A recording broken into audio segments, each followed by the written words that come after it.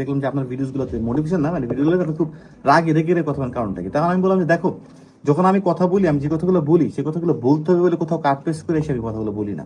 প্রথম কথা হচ্ছে এইটা। এবং দ্বিতীয় কথা হচ্ছে, কথাগুলো যেসব ভিডিওস তোমাগুলো দেখো, ওগুলো আমার লাইভে কাটা কাটা অংশ।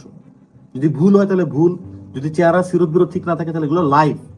ভিডিও এডিট করে টোরে আমি খুব কমই ভিডিওগুলো দেওয়া আছে, যেগুলো ভিডিওগুলো 1 মিনিট 2 মিনিটের ভিডিওগুলো, ওগুলো লাইভের মাঝখান থেকে কাটা কথা, বিভিন্ন কথা। লাইভে আমি কথা বলতে থাকি, ন্যাচারালি যে কথাটা আসে ভিতর থেকে সেইটাই আমি বলার চেষ্টা করি, এবং সেটা আমার চোখে মুখে ফুটতে হবে। আমি একটা জিনিস বিশ্বাস করি, কিন্তু আমি বলতেছি আর একটা, আমি এটা ডেলিভার করতে পারবো না। আমি যে জিনিসটাই বলবো সেটা আমাকে বিশ্বাস করতে হবে। সেটা আমাকে বিশ্বাস করতে হবে যে না ঠিক আছে এটা এরকম, এই জন্য তখন বলা যায়। এছাড়া আমি বলতে পারবো না। আর মোটিভেশন তো it's a form of anger. Motivation মানে কি? সকাল 5টায় উঠতে ইচ্ছা করছে না, উঠতেই হবে, আমাকে এটা করতেই হবে, ফাইট। তাহলে ফাইট কি আরামে আরামে হয় নাকি? আদরে আদরে ফাইট হয়। আমার পড়তে ইচ্ছা করছে না, পড়তেই হবে। আমার বন্ধুরা ডাকতেছে আড্ডা মারতে যাওয়ার জন্য, কিন্তু আমি যাবো না, আমি এখানে বসে আছি, কষ্ট হইতেছে। এটা কি আরামের জিনিস নাকি? এটা ফাইট তো। ফাইট করতে গেলে তো ভিতরে অ্যাঙ্গার ফর্ম করতে হবে, অ্যাঙ্গার ফর্ম করা লাগে ভিতরে। তখনও তুমি মোটিভেটেড থাকবা, একটা কাজের প্রতি তোমার তখন জেদ থাকবে, তোমার তখন ওইখানে একটা ডেডিকেশন থাকবে।